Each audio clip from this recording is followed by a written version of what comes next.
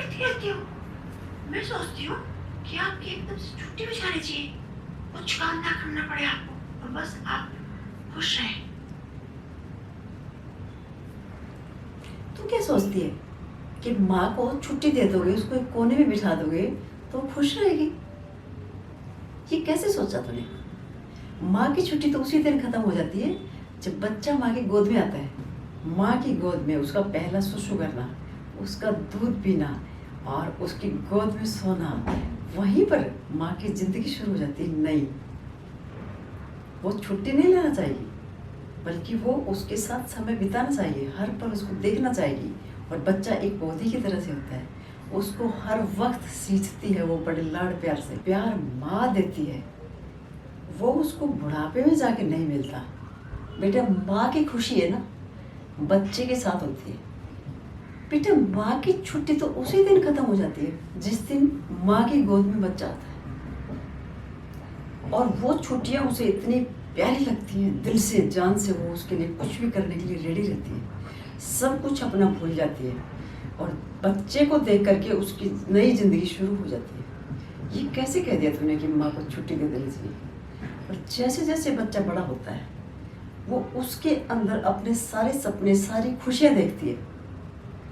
लेकिन बच्चा जब बड़ा हो जाता है, उसकी अलग जिम्मेवारियाँ आ जाती हैं, तो वो अलग जिम्मेवारियों में फंस जाता है।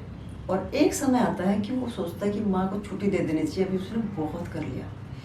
वहीं पर माँ की मौत शुरू हो जाती है। उसे छुट्टी नहीं चाहिए, आप कितने भी बड़े ओहदे पे आ जाओ, लेकिन लिपटो उस माँ से, मांगो उससे, अपनी जिद करो उससे कि मुझे माँ आज तेरे ही हाथ की बाजरे की चूल्हे की रोटी खानी है, उसी आंगन में बैठ के। बेशक आप टाई पहन के ऑफिस जाते हो, बट उस समय माँ के सामने बच्चा बन के बैठो, माँ को एक नई जिंदगी मिल जाएगी। मान के चलना, माँ को छुट्टी मत दे देना।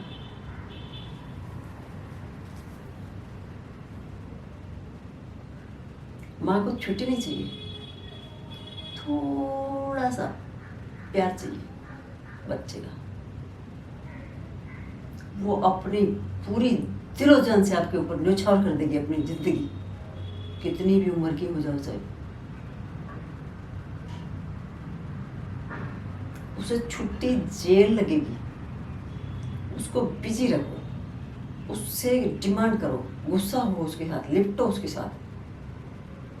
वो पल फिर से ले आओ जो बचपन में थे।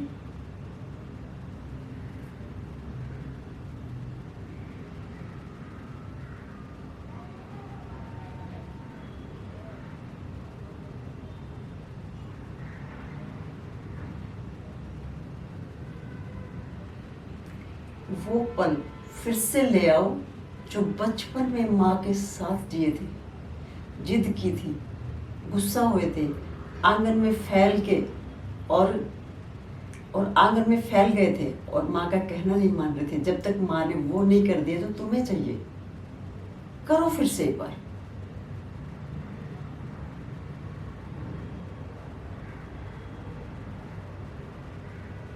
माँ जिंदा हो जाएगी दोबारा से,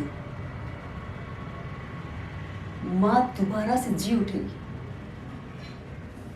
मान के चलना।